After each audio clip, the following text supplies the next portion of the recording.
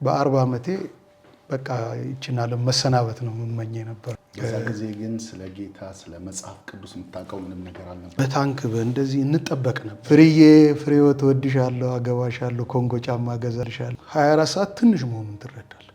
እሳቸው እጃቸውን እንደዚህ ቆርጦ ታንክ በላያቸው ላይ ሄዶባቸው የልጁ ጥርስ ረገፈ። እኔ ላይ ደግሞ ጥርሱ ተተከለ እዚህ ላይ። ከዛ በኋላ ግን ፈራሁኝ። ከዛ በኋላ በህይወት የምቀጥል አልመሰለኝም። በወቅቱ ይዘን የነበረው ላንድ ክሩዘር ፍሬን በጠስና ወደ አባይ ወንዝ ውስጥ ብቻ ነው የመግባት እንድም ያው የተለያዩ ሱሶች ነበር። በኋላ ላይ ትምህርት እንዴት ሄደ? አርቲስት ነኝ፣ አትርሳ። ጨዋታ በጣም አውቃለሁ። ሰላም አይለኝም ነበር፣ አይስመኝም ነበር። መጨረሻ ፍርዬ ነው ያገባሁት። ትንሽ ስሜት የሚነካ ነገር ነው። ያኔ ተቃቅፈናል። ፀጉራችንን ራሱ የምንስተካከለው ካምፕ ሄደ። እንዴት ያለ የታደለ ሰው ነው! ለሚስቱ ይዘምራል። God does not exist in this universe ብለው ይጽፋሉ። 30-40 ዓመት በጌታ ቤት ኖሮ ጌታን ያልተቀበሉ ሰዎች ነገርኩ። የ9 ዓመት ልጅ ሆኜ የእግዚአብሔርን ድምፅ ሰምቻለሁ። ደፉ ላይ ቆሜ ተገልብጬ መውረድ ወድ ነበረ። ኮስታራ እና ኃይለኛ።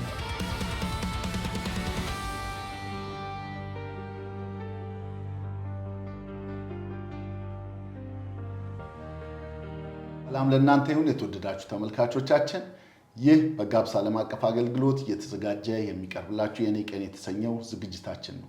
በዛሬው የኔ ቀን ዝግጅታችን እንግዳ አድርገን ያቀረብንላችሁ በጣም የተወደደ ወንድማችን ዶክተር ፓስተር ብስራት በቀለ ነው። ዛሬ ከሱ ጋራ በጣም አስደናቂ ቆይታ ይኖረናል። ደስተኞች ነን አብሮነታችሁ ስለማይለየን። መልካም ቆይታ ተከታተሉ።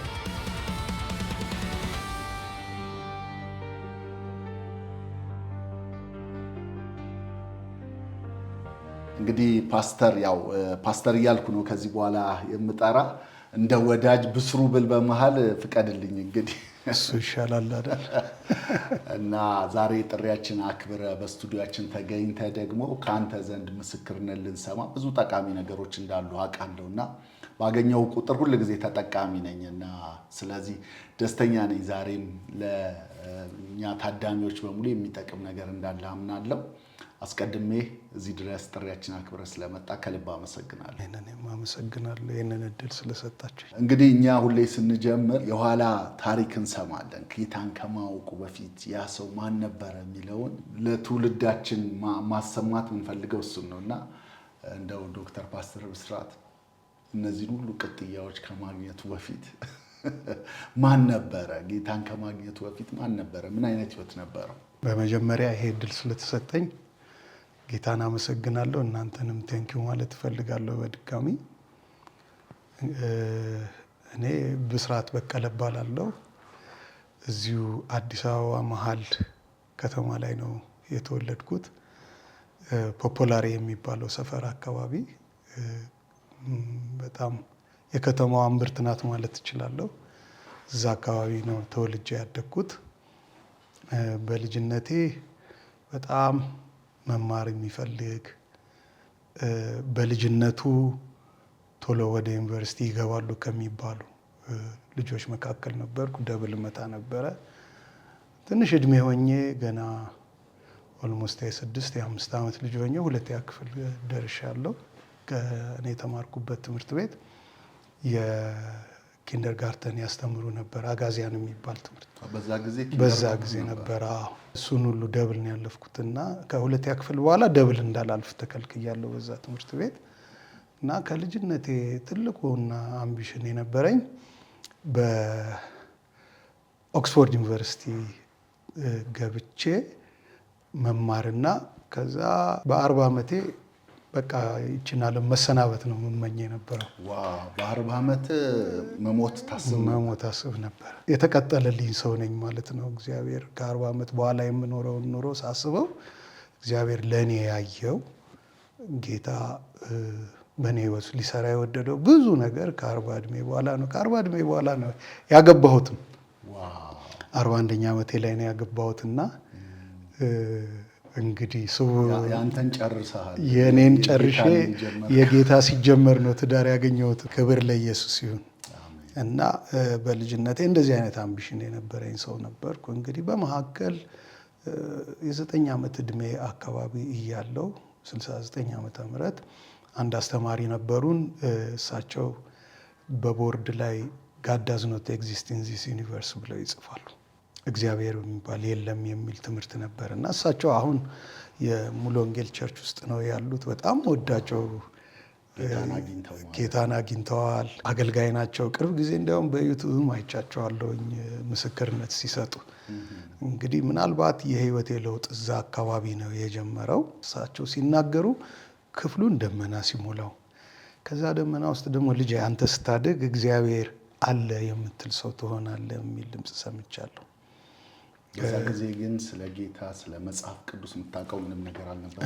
እኛ ቤት ውስጥ ብዙም እንትን አይደለም። ትዝ ይለኛል በስደት ምናምን በር የተዘጋ እኛ ካምፕ ውስጥ ነው የምንኖረው። ፖፖላር የሚባለው የመኮንኖች ሰፈር ነው። አባቴ የጦር መኮንን ስለሆኑ እሳቸው ደግሞ ዘመቻ ላይ ነበሩ። ያው አባቴ አንቱ ከምል አንተ ብል ይሻላል እና አባቴ ዘመቻ ላይ ነበር። ግን በታንክ እንደዚህ እንጠበቅ ነበር እና እዛ ውስጥ እናቴ በጣም ደግ ሴት ስለነበረች በስደት የነበሩ ወንጌላውያኖች እኛ ቤት ይጸልያሉ፣ እኛ ግን አንሳተፍም። ብርሃን ወንጌል ቸርች ሰዎች እኛ ቸርች ይጸልዩ ነበረ። እሱን አስታውሳለሁ። እናተ በጌታ ሳይሆኑ ፈቅደው ማለት ነው? አዎ፣ እሷ በጣም ደግ ሴት ነበረች እና ክፉ እንዳይነካቸው ብላ ነው የምትፈቅድላቸው። በህይወቷ መጨረሻ አካባቢ ነው ጌታን ያገኘችው። እና ከዛ ውጪ እኔ መጽሐፍ ቅዱስም አንባቢ አይደለሁም። ያን ያህል ትኩረት የሚደረግበትም ዘመን አይደለም መጽሐፍ ቅዱስ። እነዛ ሰዎች ሲገቡ እኛ ወደ ሌላ ቦታ እንድንሄድ ነው የሚደረገው። እና ይህን ድምፅ ከሰማሁ በኋላም ብዙ ልምምድ የለኝም። እድሜ ትንሽ ከፍ ሲል 10ዎቹ እድሜ በምገባበት ጊዜ የአባቴና የእናቴ ጓደኞች አሉ በጌታ የሆኑ የመካነ ኢየሱስ ሰዎች። እነሱ መኪና እስከምለዋወጥ በጣም የሚዋደዱ ቤተዘመዳሞች ናቸው እና እኔን እዛ ቸርች ትተውኝ ይሄዱ ነበርና ሻለቃ ግርማ የሚባሉ ሰው ነበሩ። አየር ኃይል 75 ገደማ ነው የሞቱት። እሳቸው ቤት ይተውኝ ነበርና እሳቸው መዝሙር ያሰሙኝ ነበር፣ አንዳንድ ነገር ያደርጉልኝ ነበር። በጣም ታመውም ስለነበረ ብዙ ዲስከስ አናደርግም። መካነ ኢየሱስ ልደታ መካነ ኢየሱስ ቸርች ይሄ ያለ አይደለም ጎየር አይነት ሰው መንፈሳዊ ህይወት ሳይገባው ክርስቶስን ዳግም ማነው ጌታ ኢየሱስ ክርስቶስን ወደ ህይወቱ ሳያስገባ ዝም ብሎ ደርሶ የሚመለስ አይነት ሰው ነበርኩ። እሱንም በጣም ሬርሊ ነው የማደርገው። ከዛ ጊዜ ጀምሮ የኔ ላይፍ ግን በፈለኩት መንገድ የሄደ አይመስለኝም። ከዛ ከ9 ዓመት ጀምሮ በጣም ብዙ የህይወት ልምምዶች ውስጥ ነው የገባሁት። በትምህርቴም እየቀጠልኩ ነበር። ከዛ ደግሞ በስፖርት ዓለም በተለይ በጣም ብዙ የስፖርት ጨዋታዎች ውስጥ እሳተፍ ነበረ። በተለይ ኢንዶርም አውትዶርም ጌሞች በጣም ብዙ በአንድ እድሜው እዛ ውስጥ ይህን ሁሉ ታደርጋለህ ወይ እስከሚባል ድረስ እጫወት ነበረ። ኢንዶር ጌምስ ላይ መኮንኖች ክበብና ገነት ሆቴል የኢንዶር ጌምሶች አሉ። ዳርት አለ፣ ቦውሊንግ አለ፣ ቴብል ቴኒስ አለ። የቻይና ገበጣ የሚባል ጨዋታ ነበረ። አሁን አይቼው አላውቅም። እንደ መስቀል አይነት ቅርጽ ያለው ነው። ጠጠሮቹን ዘግተ መጨረስ ነው የምታደርገው። እሱ በጣም ኢንተረስቲንግ ጌም ነው። ከዛ ናፖሊዮን የሚባል ጌም አለ። እሱንም እጫወት ነበረ። አባቴ የቢሊያርዶ ተጫዋች፣ ከረምቦላ ላይ ጨዋቱ ውድድር ይደረጋል። እዛ መኮንኖቹ፣ ኮሎኔሎቹ፣ ጀነራሎቹ ውድድር ያደርጋሉና እዛም ይሳተፍ ነበር። እኔም ያንን እድል እያየሁ ያደግኩ ልጅ ነኝ። እዛ ለልጅ መጫወት አይፈቀድም። በኋላ እኔ መጫወት ነበረ። ትንሽ እድሜ ሲጨምር ቼዝ እጫወት ነበረ። ቼዝ እንዲያውም በወቅቱ መከላከያ ሚኒስቴር ከነበሩት ከጀነራል ያለው ጊዮርጊስ ጋር ተጫውቻለሁ ልጅ ሆኜ እና እንትን ጋብዘውኛል። በርገር በወተት አሸንፈ ነው ተሸነፈ እንትን ነው የቼዝ ሙሉ ጌም አለ። ኩዊዝ የሚባል ጨዋታ ደግሞ አለ። በእንደዚህ ስቴፕ ድል አድርግ የሚል ጨዋታ አለና ጀነራል እየተጫወቱ እያለው አጠገባቸው ነበርኩኝ። ከዛ በኋላ ላስት ስቴፑን ዝም ብዬ ልጅ ስለሆንኩ ያን ያህል እንትን አይልም እና በዚህኛው ስቴፕ ነው የሚያልቀው አልኳቸው። ከዛ በኋላ እውነትም ያን ጨዋታ በዛ መንገድ ሲያልቅ ና ጌም እንጫወት ብለው አጫወቱኝ። ግን ያው እሳቸው ናቸው 2-2 ያሸነፉኝ።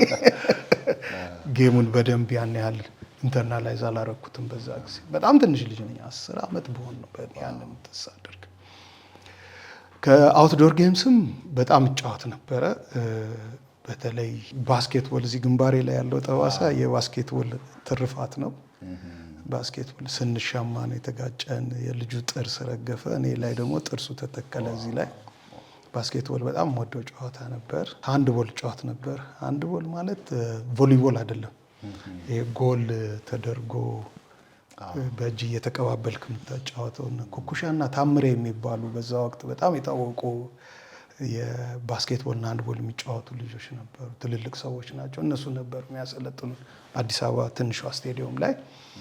ከኔ ጋር አብርሃም ግራንድ የሚባሉ ልጆች አስታውሳለሁ። ሃንድቦል እንጫወት ነበር። ወወክማና እኛ ጋር ነበረ። ይሄ አዲስ አበባ ስቴዲየም ነበረ እና አብዛኛው ለጋራ አካባቢ ያለ ልጆች እዚህ ነው የምንጫወተው፣ አዲስ አበባ ስቴዲየም ያለችው ትንሿ ሜዳ ላይ እና በቃ በደንብ እሱን እጫወት ነበር። እግር ኳስም እጫወት ነበር። እግር ኳስ ደግሞ የታደሰ ምርጦች የሚባሉ ነበሩ በወቅቱ። በኋላ የሜጀር 3 ቲም ነው ያለው ኤቢሲዲ ብሎ፣ እኔ ቢ ላይ ነበር የምጫወተው። በእድሜ ነው የምንከፋፈለው። ሲኒየር ቲሙ 74 ወይ 75 ኢትዮጵያ ብሔራዊ ቡድን ወክሎ የተጫወተው ማለት ነው እና እዛ ላይ ጨዋት ነበረ። ሚላ የሚል ቅጽል ስም ነበረኝ። ያው በችሎታዬ አይመስለኝም 9 ቁጥር ማሊያ ስለምለብስ እና ደግሞ ሁሉንም እጫወት ነበረ። እኔ ከበረኛ ጀምሮ እስከ 11 ቁጥር በግራም በቀኝም እኩል ነው የምጫወተው። እጫወት ነበረ እና ስፖርት ላይ በጣም እሳተፍ ነበረ። ሩጫ ምሮጥ ነበር፣ ረጅም ሩጫ። እኛ ሰፈር ውስጥ የረጅም ሩጫ ጨዋታ አለ እና ግቢያችንን መዞር ነው እና የምንጫወተው። እሱን በጣም እሰራ ነበር። ሩጫ ላይ ያን ያህል ውጤታማ የሆነ ነገር ባይኖረኝም ግን ረጅም ሩጫ እወጣለሁ። ያው ቅድም የምናወራ ነበረ፣ አይደክመኝም። ረጅም በእግር መንገድ እሄዳለሁ። ያ ከዛ እኔንም በእግር ድሬዳዋ ሳላቅ ምናላት እዚች ላት ድሬዳዋ ትንሽ ከተማ ናት። አንተ ትጨርሳታለህ። እኔ ድሬዳዋን በጣም የእናቴ ሀገር ስለሆነች በጣም ነው የምወዳትና እኔ ድሬዳዋን በባጃጅ በታክሲ አላነካካትም። በእግሬ ነው በቃ ከጫፍ እስከ ጫፍ። እኔም ቀምሼዋለሁ። ልክ ነው፣ ትዝ ይለኛል። በተጓዳኝ አርት ስኩል ተምሬያለሁ። ያኔ አርት ስኩል 2 ጊዜ ነው የሚቀበሉት። አንድ 8ኛ ክፍል ስትጨርስ የክረምት ኮርስ የሚባል አለ። 10ኛ ክፍል ስትጨርስ ደግሞ ወደ አርት ስኩል ለመግባት የምትማረው ትምህርት አለ። እኔ የ8ኛ ክፍል ተማሪ እያለሁ ነው አርት ስኩል የገባሁት። ይሄ አርት በስዕል ብቻ ሳይሆን በተለያዩ ሌሎችም የአርት ሙያ የፋሚሊያችን ነው ማለት እችላለሁ። እናቴ ከዓለምፀሐይ ወዳጆ ጋር ተወዳድራ ነበረ ብሔራዊ ቲያትር። የእሷ አባት ከልክለዋት ነው የቀረችው። አያቴ ማለት ነው እንጂ በቃ ሁለቱ አንድ ላይ ነው ያለፉት። ያኔ አላገባችም። ከዛ ወዲያው አባቴን አገባችው፣ ትዳር መሰረተች። እኔ ተወለድኩ። የእኔ ታናሽ አርቲስት ነው፣ ቅርብ ጊዜ ነው የሞተው። ጥሩ ስራዎች አሉት፣ በስዕልም ድራማም ላይ ይሳተፍ ነበር። የእሱ ደግሞ የታናሹ ታናሽ ገና ከነ ሰለሞን ቦጋለ ከነ ቤቢ ጋር ሲጀምሩ አብሯቸው የሚሰራ ነበረ። ከነሱ ሁሉ በፊት ደግሞ እኔ ብሔራዊ ቲያትር ሰራ ነበር። ግን ገና ኤርሊ ስቴጅ ሆኜ ነው፣ 15 16 ሆኜ ነው። ዝክረ ትዕይንተ ጥበባት የሚባል አንድ ፕሮግራም ነበረ። እዛ ሐሙስ ፕሮግራም ላይ ነው። ሐሙስ በጣም ተወዳጅ ፕሮግራም ነበረ። እስከ 27 አጫጭር ሾዎች ይደረጋሉ። ድራማዎች፣ ሙዚቃዎች፣ ዋቴቨር እንደዚህ ይደረጉ ነበር እና በዛ ውስጥ የመጨረሻውና በጣም ተወዳጅ የነበረውን አንድ ሾው ላይ የዛ ቡድን መሪም ነበርኩ። ያንንም ሾው አቀርብ ነበር። በአርትም ውስጥ እንደዚሁ ተሳትፌያለሁ። እንግዲህ ከዚህ በኋላ ደግሞ ወደ ጦር ትምህርት ቤትም ሄጄ ነበር። ውትድርና እንግዲህ ውትድርና ወደ እኔ ህይወት የመጣበት ድንገት ነው። አስቤበትም ተዘጋጅቼበትም አይደለም። በእኛ አካባቢ የወጣቶች እድሜ ላይ የጸብ አለ። ያን ያህል ጸበኛም ባልሆን ጸብ ውስጥ በአንድም በሌላ መንገድ ኢንቮልቭ እንድታደርግ ይሆናል። ያን ጊዜ ነው እንግዲህ ወደ ከፍተኛ 20 ኪነት ጆይን ያደረግኩት። እዛ ቲያትሮች፣ ያቺ ደግሞ ብሔራዊ ቲያትር የምትሰራዋንም እዛ አካባቢ እንትን እናደርግ ነበርና ሾው እናደርግ ነበርና ከዛ ስመለስ በጸብ ውስጥ ምንም ኢንቮልቭ ባላደርግ አንድ ተንኮለኛ ልጅ ይጠቁምብኛል እና ታሰርኩ። ቀበሌ 25 ነው የታሰርነው እና አባቴ እንደምንም ብሎ ያው ብዙም እኔ ላይ የሚታይ ነገር ስለሌለ ወጣሁ። ከዛ ወጣሁና ከዛ በኋላ ግን ፈራሁኝ። ከዛ በኋላ በህይወት የምቀጥል አልመሰለኝም። ምክንያቱም የነበረው ጸብ ከበድ ያለ ነበር እና እዛ ውስጥ ኢንቮልቭ ካደረግ ህይወትህ አደጋ ውስጥ ነው የሚገባው። እና በወቅቱ የኔ አባት ብዙ ነገር ማድረግ ይችላል ለእኔ፣ ግን እንደዚህ አይነት ሰው አይደለም። በጣም ሀገሩን የሚወድ በጣም በቃ ታማኝ የሚባል አይነት ሰው ነው። ለምንድን ነው ልጆችህን ውጭ የማትልከው ምናምን ይሉት ነበር። እሱ ግን እኔ እንደዚህ አላደርግም ራሳቸው እንትን ይበሉ ስለሚል እኔም ብዙ በአባቴ ዲፔንድ ማድረግ ስለቸገረኝ ሄድኩና ጠየቅኩት። ወታደር መሆን እፈልጋለሁ አልኩት። አረሳውም ያለኝ ተው ልጄ ብሎኛል። አይ እኔ እሆናለሁ አልኩ። ገባው። እንግዲህ ሀረር ጦር ትምህርት ቤት ነው የገባሁት። ሀረር ጦር ትምህርት ቤት ውስጥ ከነበረኝ ቆይታ በኋላ እዛው የጦር ትምህርት ቤት አስተማሪ ሆኜ ቀርቻለሁ። ከዛ በፊት አየር ወለድ ትምህርትም ተምሬያለሁ። ከጦር ትምህርት ቤት ከወጣሁ በኋላ ተመልሼ እዛው የጦር ትምህርት ቤት አስተማሪ ሆኜ ወደ መጨረሻ አካባቢ ደግሞ እዚህ የምድር ጦር ማመላለሻ ኮማንድ ፖስት ረዳት ኃላፊ ሆኜ ሰርቻለሁ። በውትድርናው ባሳለፍከው ጊዜ ላይ ምን አይነት ነገር ነበረ? ፖዚሽን ነበረ? አሁን እንዳልከኝ እዚህ ደረጃ ድረስ ደርሰ ነበረ። ለምሳሌ ያክል የአይሮፕላን ላይ ዝላይ ምናምን እንደዚህ የምታሳልፋቸው የነበሩት ነገሮች ነበሩ? አዎ እንዴ፣ እሱ በጣም ኢንጆይ የሚያደርግ ነገር ነው። በነገራችን ላይ የአየር ወለድ ዝላይ ስትዘል እኔ ያው ትንሽ ቅድም እንደነገርኩ ከጂምናስቲክ ጋር የተገናኘ አቅም ስለነበረኝ ዝላይ በጣም ነው የምወደው። ለእኔ አየር ወለድ ዝላይ ስፖርት እንጂ የሆነ የተለየ ነገር አድርጌ አስቤ አላውቅም። እና በጣም ብዙ መዝለል እፈልግ ነበረ እና ድሮ ልጅ ሆኜ እኛ ሰፈር ኮሎኔል እስጢፋኖስ ገብረ መስቀል የሚባሉ ሰው ነበሩ እና ጀነራል አበራ አበበ የሚባሉ ሰው ነበሩ። እነሱ ባለ ዘንባባ ዊንግ ናቸው። ዘንባባ ማለት ከ67 ጊዜ በላይ ስትዘል ነው የምትሆነው። የኮሎኔል እስጢፋኖስን አላውቅም። ጀነራል አበራ ግን እስከ 98 ጊዜ ዘለዋል ይባላል። እነዚህ ሁለቱም የአየር ወለድ መስራቾች ናቸው። ከእስራኤል ሀገር ሄደው ሰልጥነው የመጡ ነው። የኔም አባት አየር ወለድ ዘላይ ነው። ሬንጀር የሚባለው ደረጃ ዘሏል። 11 ጊዜ ዘሏል። እሱ 5 ነው የሚያስፈልግህ፣ እሱ 6 ትርፍ ዘሏል። እንግዲህ በወቅቱ 11 ጊዜ መሰለኝ የሚማሩትም 5 ዊንጉን ታገኝበታለህ፣ 3 ደግሞ የሌሊት እና 3 የቀን የውጊያ ዝላይ የሚባሉ አሉ። ከሙሉ ትጥቅ የምትዘለው በእነሱ ጊዜ እንደዛ ነበር መሰለኝ። ሬንጀር መልበስ የምትችለው ከዛ በኋላ ነው። በእኛ ጊዜ ደግሞ 4 ጊዜ ፍሪ ዝላይ ትዘልና 5ኛው በትጥቅ ትዘላለህ። እችን ሞክሬያለሁና እኔ በጣም ኢንጆይ ነው የማደርገው። ዝላይ ላይ ደፉ ላይ ቆሜ ተገልብጬ መውረድ ወድ ነበረ።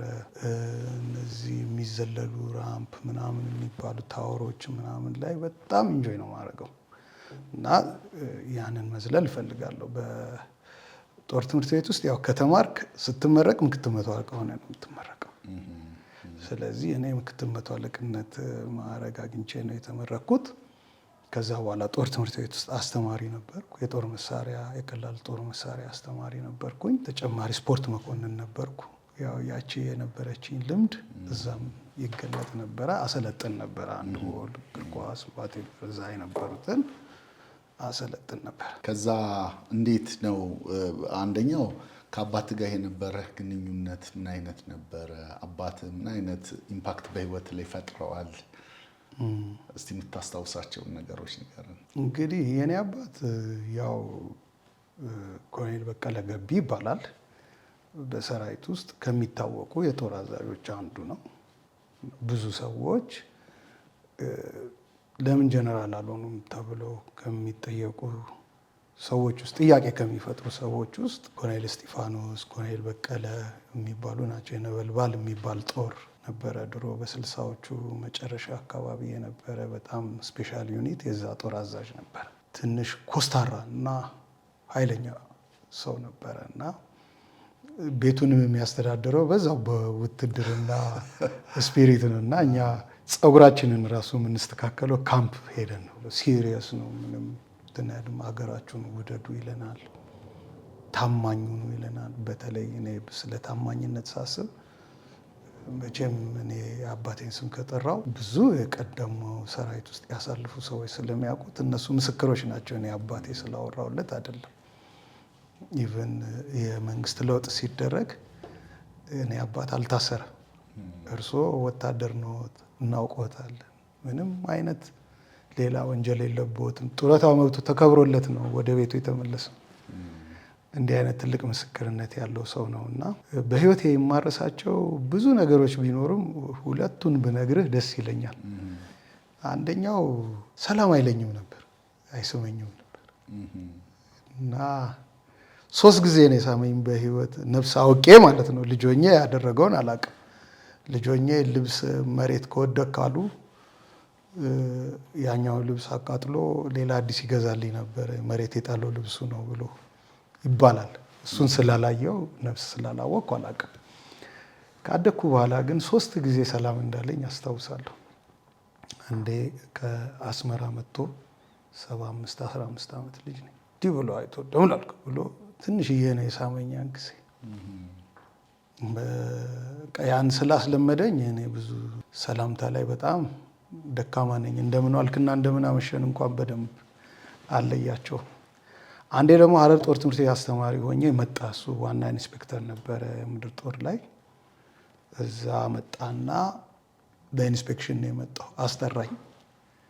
ስመጣ እናትህ ሳምልኝ ብላኛለች ብሎ ሳመኝ። እንደናፈቀ ገብቶኛል። ያው ስላለመዱት በእናቴ ሀሳቦ ሰላም አለኝ። 3ኛው የመንግስት ለውጥ በተደረገበት ጊዜ ነበርና እሱ ዘግይቶ ነው የገባው ወደ አዲስ አበባ። በሌላ አቅጣጫ ነው የመጣው። ጦርነቱ ከተበላሸ በኋላ እጁን አልሰጠምና ትንሽ ዋጋ ከፍሏል እና ሲመጣ ያን ጊዜ ትንሽ ተጎሳቁሏል። የገበሬ ልብስ ለብሶ ነው የመጣው።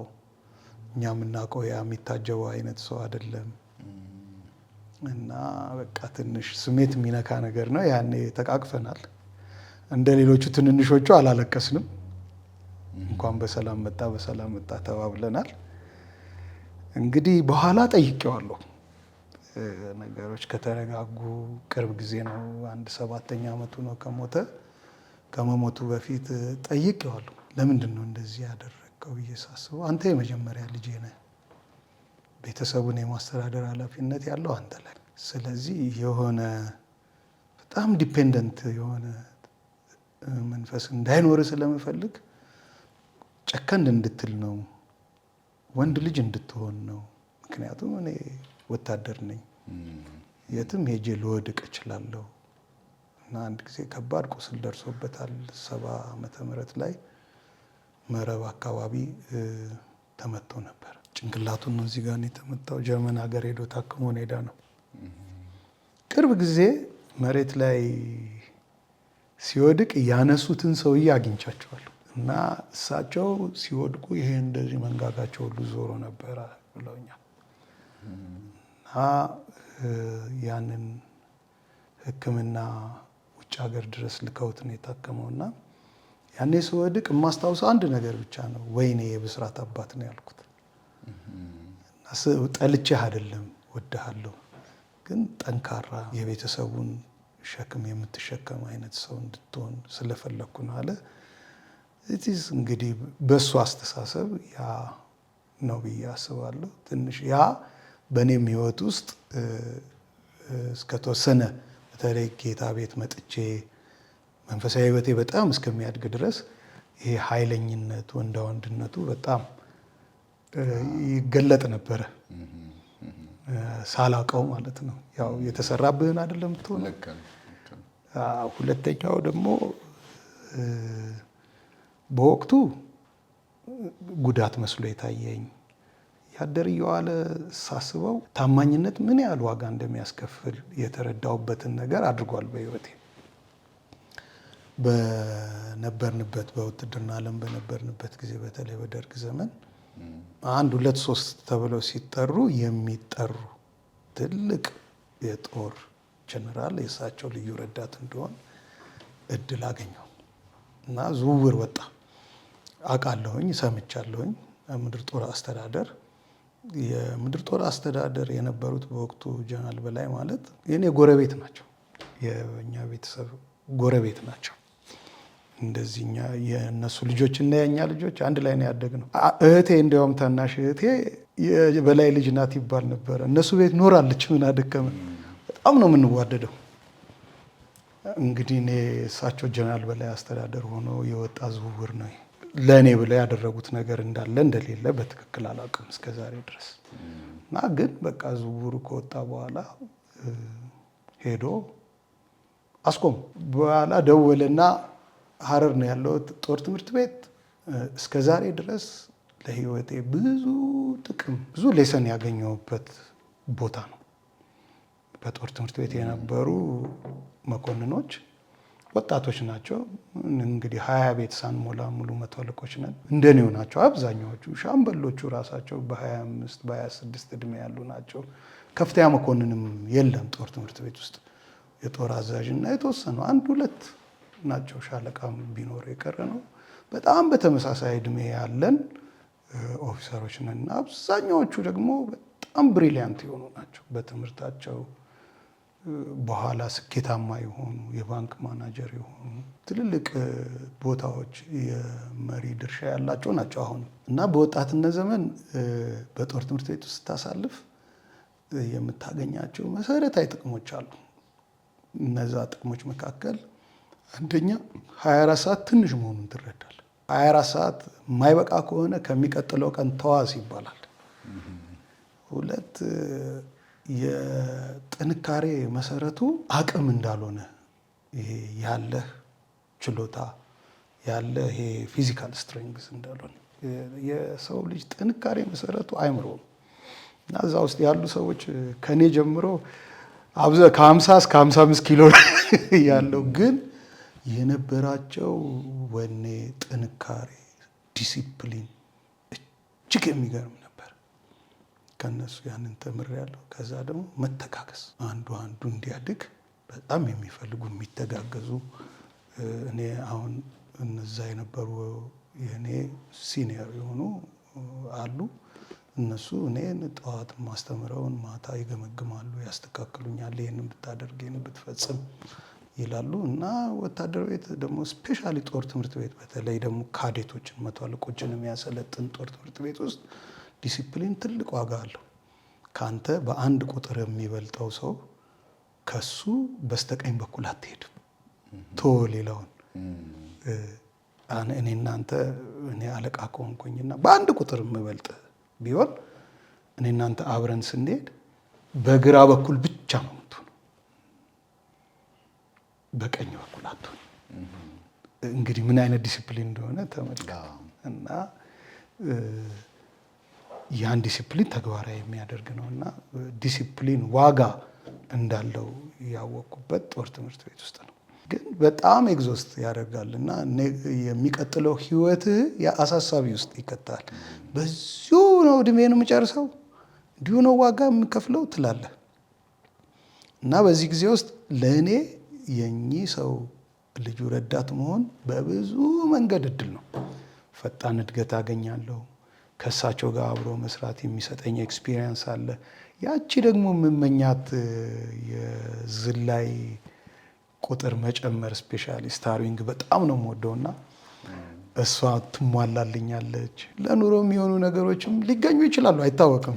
ያን ስላላለፍኩበት አሁን እንዲህ ነው ማለት አልችልም። እማጣ ግን አይመስለኝም። እና ደወልና ተጠርተህ ነው ስልክ ይደወልና ማዞሪያ ነው የምትጠራው። ሄድኩና አባቴ መሆኑን አወቅኩ።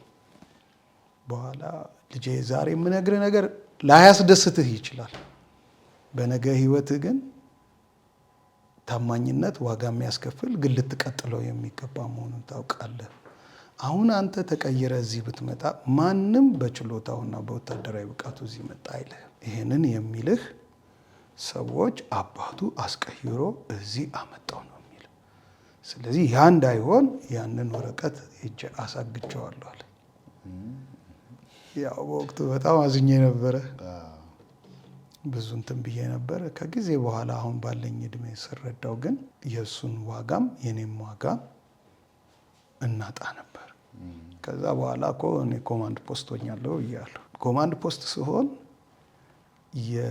ያንን ጦር የሚመሩት አዛዥ ደግሞ የአባቴ በጣም የቅርብ ጓደኛ ናቸው። የቅርብ ማለት እኔ ልነግር አልችልም። አንድ ኮርስ ናቸው። እንዴት አስቸጋሪ ነው።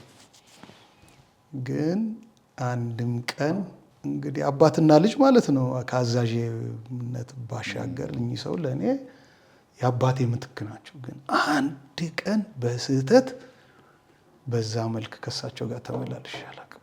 እንደ አለቃና እንደ በታች ነው የጨረስነው። እና ይጠይቁኛል አንዳንድ ጊዜ አንተ እኮ የበቀለ ልጅ ነህ፣ የምትፈልገውን ጠይቀኝ ይሉኛል።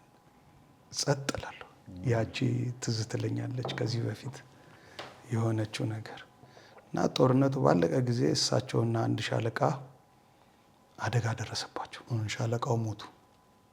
የሚታወቁ ሻለቃ፣ በጌታ የነበሩ ሻለቃ ናቸው። እሳቸው እጃቸውን እንደዚህ ቆርጦ ታንክ በላያቸው ላይ ሄዶባቸው ነው ይህን እጃቸውን ቆርጦ ገደላቸው። እሳቸው ቆስለው እንግዲህ በወቅቱ በዛ ችግር ጊዜ እዛች ቦታ የተገኘሁት እኔ ነበርኩኝ።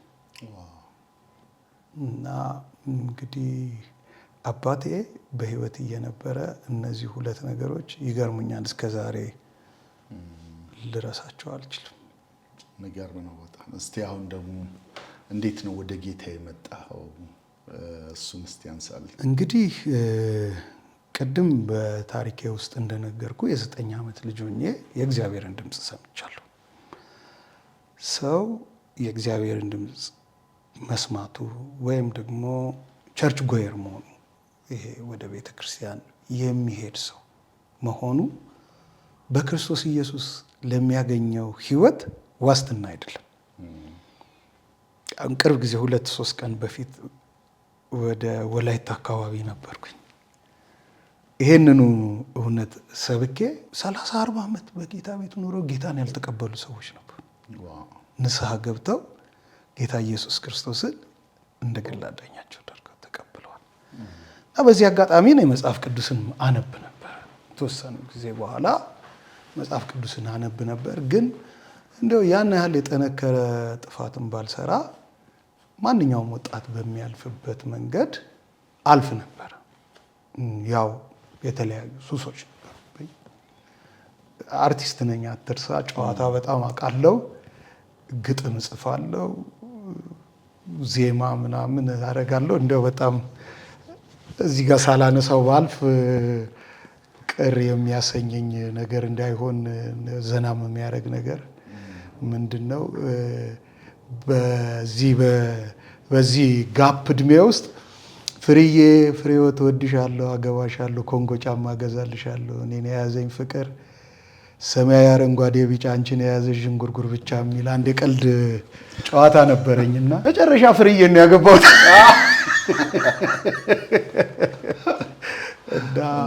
ግን የዛ ጊዜ ኧረ ከነመወለዷ አላውቅም። እንዲያው ጨዋታው በዚህ በህይወት የሚመጡ ሴቶች አብዛኛዎቹ ኦልሞስት 4-5 ፍሬህይወት ነው ስማቸው። እንደው ሙከራ የተደረገባቸው ማለት ነው። እና የመጨረሻ ሚስቴ በጣም ወዳት ፍሬህይወት ደክሲሳ ሆና ተገኘች።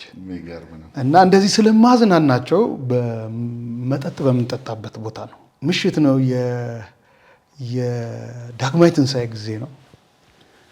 እና እየጠጣን እያለ በጣም ተወቀስኩ።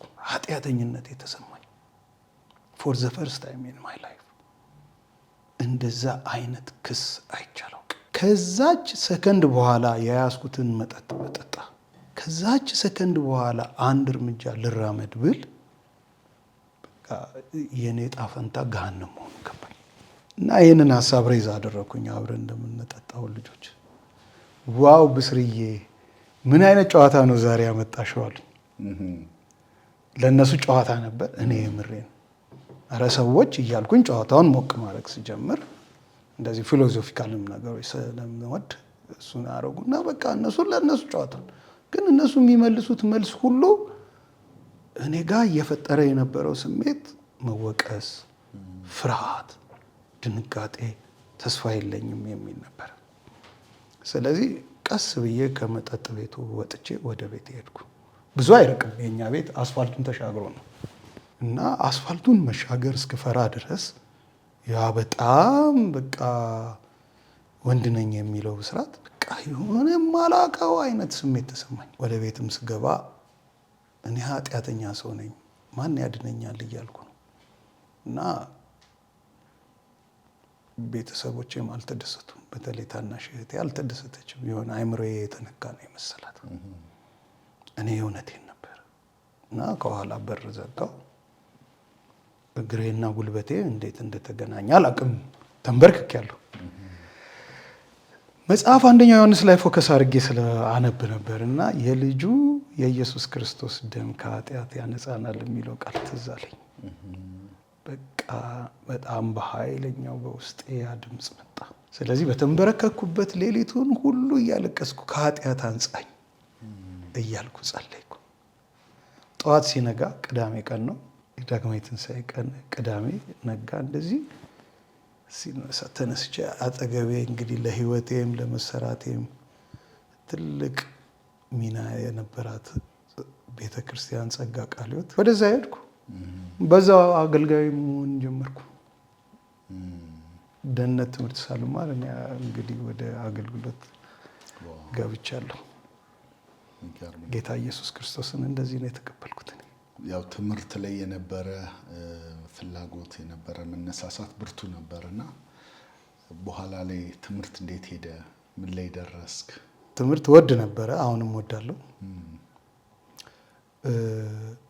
ፊት ትምህርትን የምወደው የኔን አካዳሚክ ኢንተረስት ፉልፊል ለማድረግ ነው፣ ወይም የቀለም ጥማቴን ለማርካት ነው።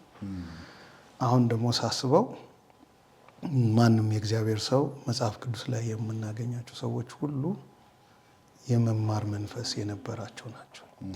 ጳውሎስ በሕይወቱ ፍጻሜ የጠየቀው ነገር ቢኖር የብራና ጽሑፎች ወደሱ እንዲመጡ ነው። ትንሽ ግራ ያጋባል። ነገ ልሰቀል ነው የሚል ሰው ዛሬ የብራና ጽሑፍ ይዞ ሲያነብ ግራ ያጋባል። ግን በቃ እስከ ሕይወት ፍጻሜ ድረስ የሚሄድ ነገር ነው። የእግዚአብሔር ሰዎች በጣም ተማሪዎች ናቸው። እግዚአብሔርም እንደሚወድህ የምታውቀው ለመማር ያለህ ጉጉት ከፍተኛ መማር ግዴታ ፎርማል ኤጁኬሽን ብቻ መሆን አይደለም።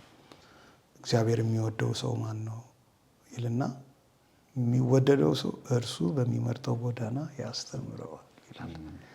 ስለዚህ የእግዚአብሔር ሰዎች የመማር ልብ ሊኖራቸው ይገባል። እና እኔ አሁን ተምሬያለሁ ብዬ ሳወራ ከወረቀቱ ይልቅ ገና ያላወቅኩት ነገር አለ። መማር እፈልጋለሁ። የእነዚህን ወረቀቶችም ደግሞ የዛ ከጌታ ከትላንትናው የቀለም ኢንተረስቴ ይልቅ ዛሬ የጌታ በመሆኔ ጌታ በእኔ ይጠቀም ዘንድ በተለያየ አቅጣጫ ራሴን ባሰለጥን የተሻለ ሰው እሆናለሁ፣ የተሻለ ለእግዚአብሔር መንግስት የሚጠቅም ሰው እሆናለሁ ከሚል ሞቲቭ ነው የተማርኩት። እና ትንሽ በዛ ይላሉ። እስቲ እንደው የተወሰኑትን ነገር ያው የመጀመሪያ ትምህርት ብዬ የማስበው አረጦር ትምህርት ቤት የተማርኩት ነው። አረጦር ትምህርት ቤት ላይ ሚሊቴሪ ሳይንስ እና የሚሊቴሪ አመራር ነው የተማርኩት። ለሁሉ ትምህርቶች ከፍተኛ ትምህርቶች ቤዝ ነው ብዬ አስባለሁ። ብዙ ጊዜ ሚሊቴሪ ሳይንስ መተኮስ፣ ሰልፍ ምናምን ብቻ ነው የሚመስለን። ሚሊቴሪ ሳይንስ በጣም ውስብስብ ትምህርት ነው። ሁሉም ሳይንሶች አሉበት። ናቹራል ሳይንስ አለበት፣ ኬሚስትሪ፣ ፊዚክስ ታጠናለ። ሶሻል ሳይንስ አለበት፣ ሊደርሺፕ ታጠናለ፣ ሶሻል ወርክ ታጠናለ፣ ሶሺዮሎጂ ታጠናለ፣ ፖለቲክስ ታጠናለ። እና በጣም ውስብስብ ትምህርት ነው። ሁሉንም ደግሞ ያቀፈ ነው። ከሌሎቹ ሳይንሶች የሚለየው ሚሊተሪ ሳይንስ ሁሉንም ሳይንሶች አኮሞዴት አድርጎ ነው የምትማረው እና ጀነራል ኖሌጅን ያሰፋዋል። ዳትስ ዋይ ሚሊተሪ ኦፊሰሮች ብዙ ጊዜ በየትኛውም ስራ ሲገቡ ቶሎ ንቁ የሚሆኑት የተማሩበት ትምህርት ባህሪ ነው። ከዛ እንግዲህ ኢትዮጵያ አየር ወለድ ትምህርት ቤትም ገብቻለሁ። እዛም እንግዲህ ያው የአየር ወለድ ትምህርት ተምሬያለሁ። እሱን እረስቻለሁ። እንግዲህ አሁን በክርስቶስ አዲስ ፍጥረት ነኝ። አይዞህ አትፍራ። ከዛ በኋላ እንግዲህ ቴዎሎጂ ኦፍ ሚሽን ነው ያጠናሁት በመጀመሪያ ዲግሪ። እግዚአብሔር ለወንጌል ስራ በተለየ መልኩ እንደጠራኝ ስላሰብኩ የመጀመሪያ ዲግሪን በቴዎሎጂ ኦፍ ሚሽን አጥንቻለሁ። ከዛ ደግሞ በሌላ መጀመሪያ ዲግሪ ሶሻል ወርክ ኤንድ ዴቨሎፕመንታል ስተዲ አጥንቻለሁ። ከዛ በሁለተኛ ዲግሪ ላይ ደግሞ የሚኒስትሪ ዴቨሎፕመንትን አጥንቻለሁ። ሚኒስትሪ ዴቨሎፕመንት ማለት የዴቨሎፕመንታል የሶሻል ስተዲ አይደለም። ቤተክርስቲያን ውስጥ ሰዎችን ደቀ መዝሙር ማድረግ እንዴት ይቻላል? ታላቁ ተልእኮን እንዴት መፈጸም ይቻላል? አገልግሎትህን እንዴት ነው ዴቨሎፕ የምታደርገው የሚል ነው ትምህርቱ። ከዛ ደግሞ ሚሽናል ሊደርሺፕም ሌላ ማስተርስ አጥንቻለሁ። እንግዲህ ሌላ ደግሞ ኦርጋናይዜሽናል ሊደርሺፕ መማር ነው እንግዲህ። እሷ ትምህርት በጣም ጠቅማኛለች፣ በብዙ መንገድ አንጻኛለች። በተለይ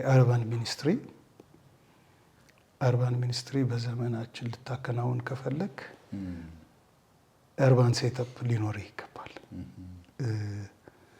ብዙ ጊዜ ቤተክርስቲያን አብዛኛዎቹ የኢትዮጵያ ቤተክርስቲያን በተለይ ደግሞ ነው የማገለግልባት አመጣጧ ከሩላር ወደ አርባን ነው። ስለዚህ እንዲያውም እንዲህ ይባላል፣ አርባን ፎቢክ ቸርቾች አሉ ይባላል።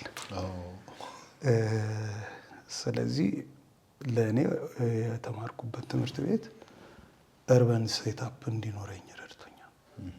ትልልቅ ሰዎች ነው የሚማሩት፣ ኢንጂነሮች፣ ዶክተሮች፣ በቃ ከተማ ውስጥ አሉ የሚባሉ ትልልቅ ሰዎች ናቸው የሚያስተምሩን።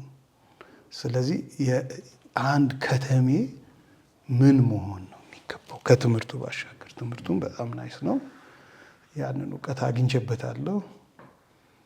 ከዛ ውጭ ደግሞ አንድ ምርምር ሰርቻለሁ። የኢትዮጵያ ውስጥ ያሉ የአይሁድ ማህበረሰብ ላይ የፈላሻ ሙራ ነው የሚባሉት፣ እነሱም በወንጌል የሚደረስበት የሚል አንድ ኢንተርናሽናል ሰርቲፊኬት አግኝቻለሁ በዛ። በሶስተኛ ዲግሪ እንግዲህ መጀመሪያ ቸርች ቤዝድ ቴዎሎጂካል ኤጁኬሽን ነው ያጠናሁት። እሱ በአጋጣሚ እንግዲህ ኢትዮጵያ ቃለ ሕይወት ውስጥ ነበር የሚሰጠው። ጥቂት ሰዎች እድል አግኝተን ተምረናል። ትምህርቱ በሆነ ምክንያት ስለተቋረጠ ሁለተኛ ዓመት ድረስ ከተማርኩ በኋላ በቸርች ግሮዝ ሌላ ዶክትሬቴን ሰራሁ። እንግዲህ ጌታ ያስተማረኝ ደግሞ ታሽቶሎጂም አለ። እንደዛ ነው እንግዲህ በትምህርት ያሳለፍኩት። ዋና ዋናውን ስላልከኝ እንግዲህ ይበቃል። ትልቅ ነገር ነው። እንደው አገልግሎትስ ላይ ያያቸው ፍሬዎች፣ በአገልግሎት የገጠሙ ነገሮችን እስቲ ብታነሳለን። ቅድም እንዳልኩ እኔ የወንጌልን ስራ በዋናነት ሸክሜ ከሎካል ቸርችን ፓስተር ከማድረግ ይልቅ ወንጌል ያልደረሳቸው ሰዎችን በወንጌል መድረስ እና ደግሞ የሚሽንን ስራ ማቀጣጠል ትልቁ ሸክሜ ነው። 13 ዓመት ያህል ጸጋ ቃለ ሕይወት ቤተክርስቲያን ካገለገልኩ በኋላ ጌታ ለዚህኛው ስራ ሲጠራኝ ኦልሞስት ለ17 ዓመት ያህል እንደገና በዚህኛው በሚሽን ፊልዱ ላይ ነበረ ፎከስ አድርጌ የምሰራው። ለሎካል ቸርቼ ሰብሚሽኔን አልለቀኩም፣ ግን ያለ ደሞዝ ነበር ማገለግለው። በጣም ብዙ የሚሽን ስራዎችን ተሳትፌያለሁ። ሚሽን ሙቭመንቶች ከተባሉ አዲስ አበባ ቃለ ሕይወት ላይ የምታያቸው ትልልቅ ኢቫንጀሊስቲክ ሙቭመንቶች ላይ እግዚአብሔር በማስተባበር እንዳገለግል አግዞኛል። አብያተ ክርስቲያናት ህብረት እስከ 97 ዓመተ ምህረት ድረስ የነበሩ ትልልቅ የጀማ ስብከቶች ላይም የማስተባበር እድል አግኝቻለሁ። ከዛ ደግሞ እኔም ራሴ በእንደዚህ ትልልቅ የጀማ ስብከቶች ኮንፈረንሶች ላይ በብዛት አገለግላለሁ እስካሁን ድረስ። በዋናነት አገልግሎት የምሱ ነው ማለት እችላለሁ። ከእህት ቸርቾችም ጋር የማገልገል እድል አግኝቻለሁ። ላይክ እንደ ሙሉ ወንጌል አይነት ቸርቾች ደቡብ ላይ ከነሱ ጋር አገለግላለሁ። ሰሜን ላይ ደግሞ ሚሽነሪ ሆኜ አገልግያለሁ። ከመቀሌ ጀምሮ እስከ አዲግራት ድረስ የነበሩ የሚሽን እንቅስቃሴዎች ላይ መሳተፍ እድል፣ ቀጥተኛ ደግሞ ራሴ ሚሽነሪ ሆኜ አገልግያለሁ። ከላይ ድረስ ደግሞ እስከ ማይጸብሪ ድረስም እንዲሁ የማገልገል እድል አግኝቻለሁ። በእነዚህ ውስጥ እንግዲህ ብዙ ሰዎች ሲድኑ ያለው በጣም የሚገርሙ ነገሮችን ያየሁበት አለ። ለምሳሌ አዲግራት ማረሚያ ቤት ያለችው ቸርች እኛ በነበርንበት ጊዜ የተመሰረተች ናት እና የማረሚያ ቤቱ አዛዥ እንደፈለጋችሁ አድርጉ ብሎ ነው። መኪና ማስገባት አይፈቀድም፣ ካሜራ መቅረጽ አይፈቀድም። እኛ የገባ ነው እንግዲህ በወቅቱ ከ20 ዓመት በላይ ለተፈረዱ ሰዎች ካውንስል ለማድረግ ነበር የጀመርነው። ያ ስራ እየተቀጣጠለ መጣና ሁሉንም የታራሚዎች በወንጌል መድረስ፣ ሴቶቹን ደግሞ በሴት የአዲግራት ነዋሪ የሆኑ ክርስቲያኖች በእነሱ የወንጌል መድረስ ራዕይ ይዘን ነበር የሄድነው እና በሚገርም ሁኔታ ተሳካልን። እነዚህ ከ20 ዓመት እስከ ሞት ፍርድ ድረስ የነበሩ ሰዎች ውስጥ ወደ ጌታ የመጡ ሰዎች አሉ። የሞት ፍርድ የተፈረደበት አንድ ሰው በወቅቱ እኛ ጌታ እንዲቀበልና ከጸለይንለት በኋላ 6 ወር ባልሞላ ጊዜ የሽምግልና እርቅ ተፈጽሞ በነፃ ተለቋል። ህይወት መኖር ችሏል። ያንን ወጪ እንዲያውም የሸፈኑት የቃለ ሕይወት አባል የሆኑ አንድ ሰው ናቸው። በወቅቱ እዛ ወንጌልን የሚሰሩ አንድ ትልቅ ሰው ናቸው። የጸጋ ቃለ ሕይወት ቤተክርስቲያን አባል ነበሩ። ብዙ ሰዎች ከስራት ይፈታሉ።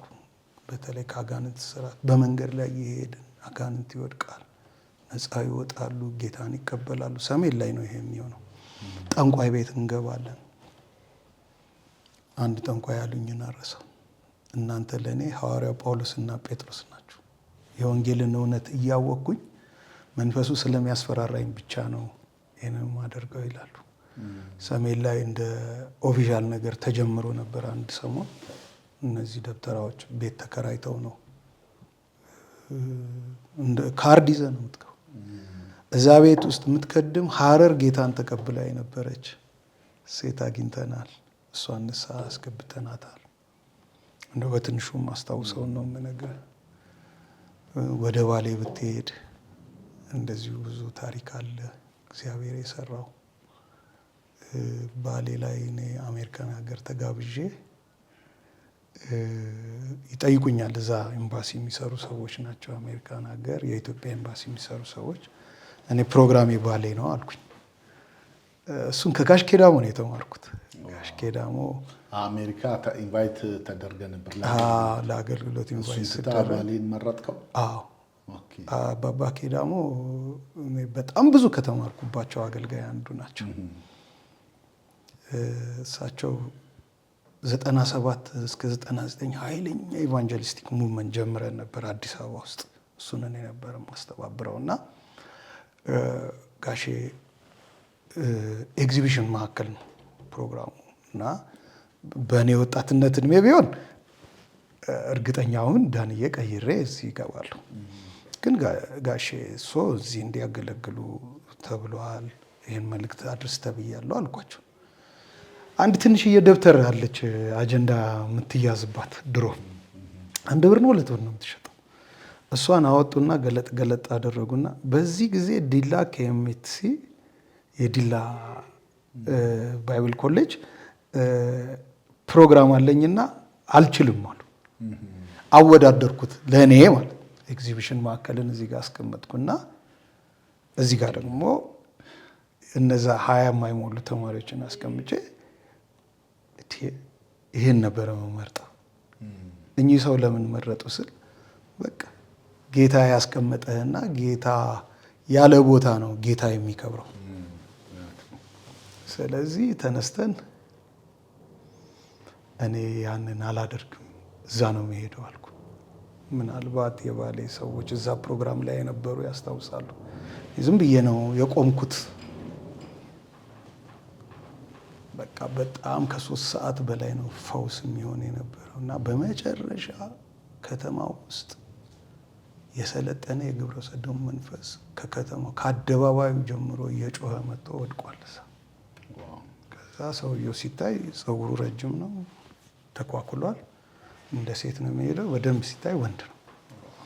ያ ሰው ንስሐ የሚገባበት ፕሮግራም ነበረ።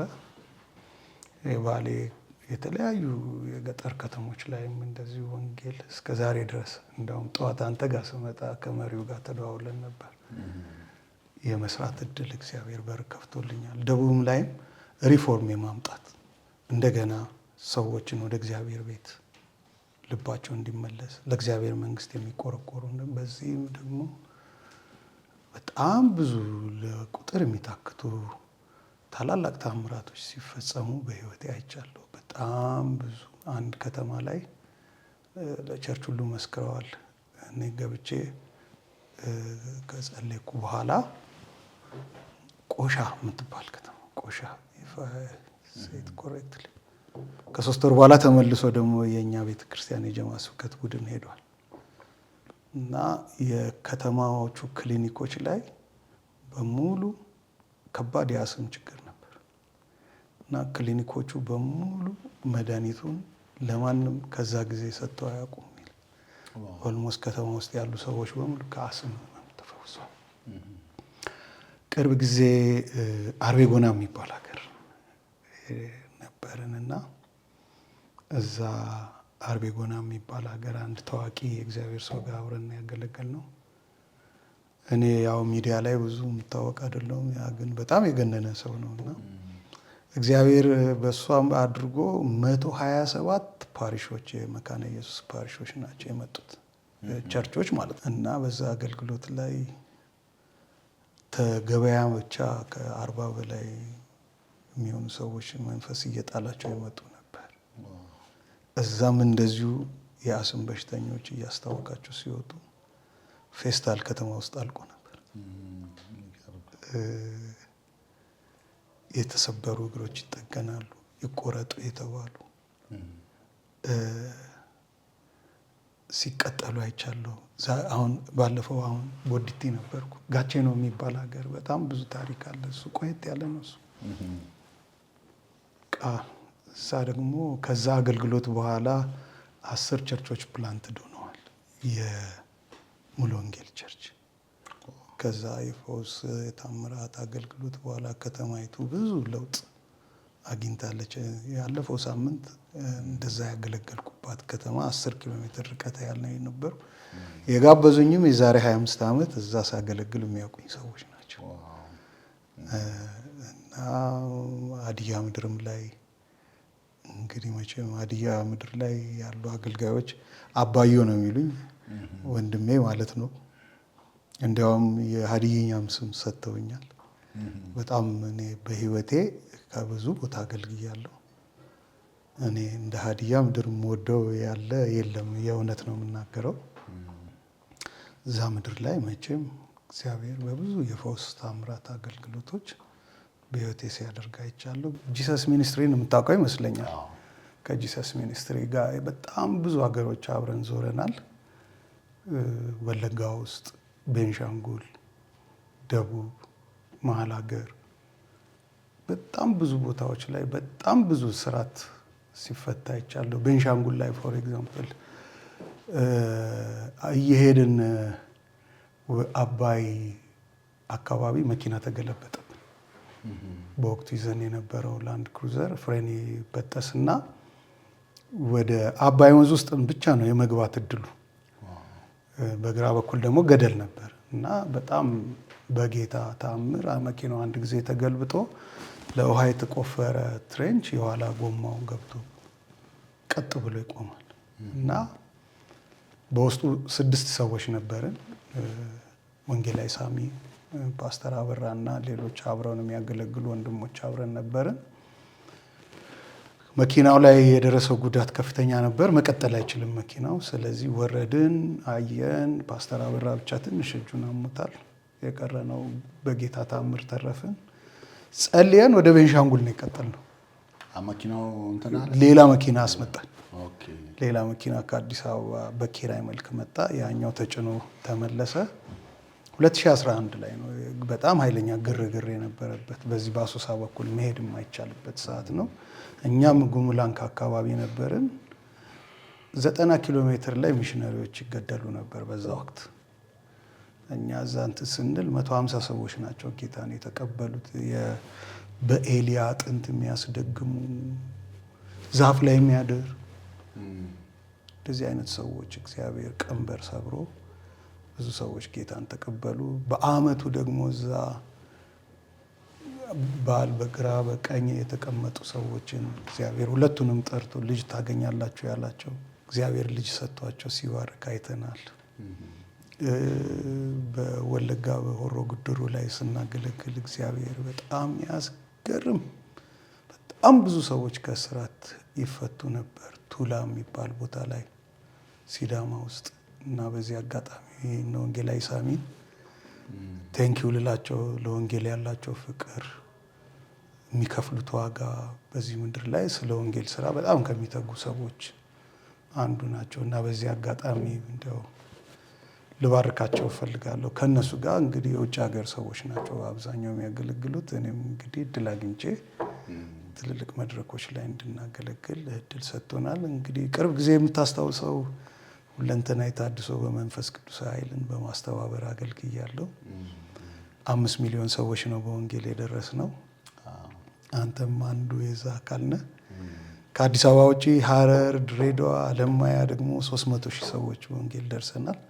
ያ እንግዲህ አርባን ሲስተምን የተከተለ የወንጌል ስርጭት ዘዴ ማለት ከተማን እንዴት ያማከለ የወንጌል ስርጭት ዘዴ እንዴት ነው የሚከናወነው የሚለውን ስትራቴጂ አንተም ግሬት ኮሚሽን ያሉ ወገኖችም አብረን በማቀናጀት ነበረ። እንግዲህ አንተም ሚኒስትሪ ትልቅ አስተዋጽኦ ነበረው በዛ ጊዜ።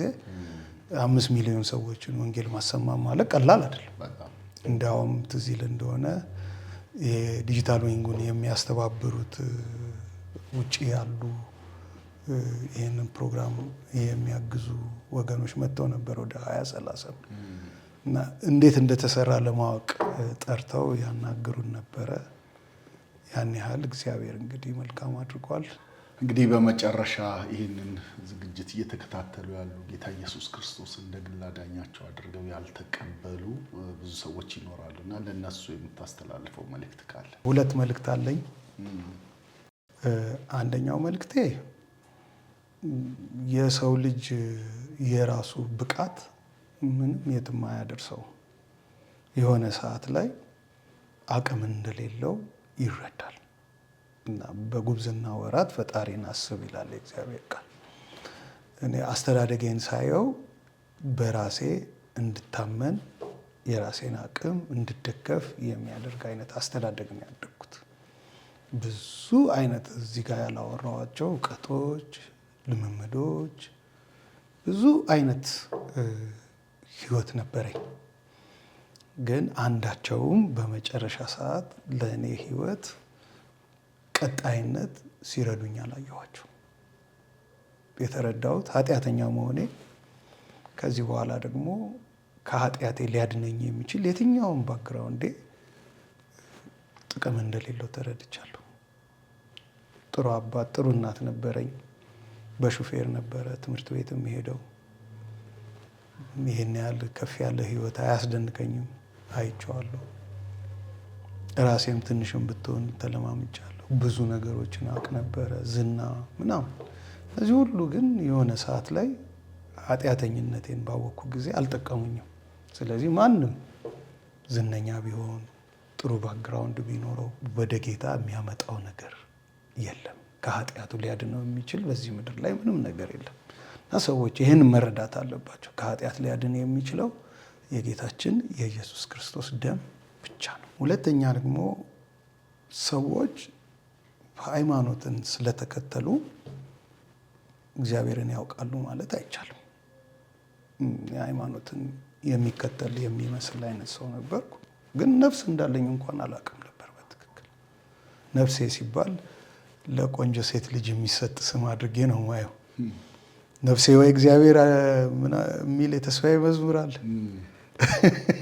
እንዴት ያለ የታደለ ሰው ነው ለሚስቱ ይዘምራልን ነበር ድሮ በልጅነት ስሰማ። እና ያን ያህል ሃይማኖትን ማቅ የሚመስል ግን ህይወት የሌለኝ ሰው ነበርኩ።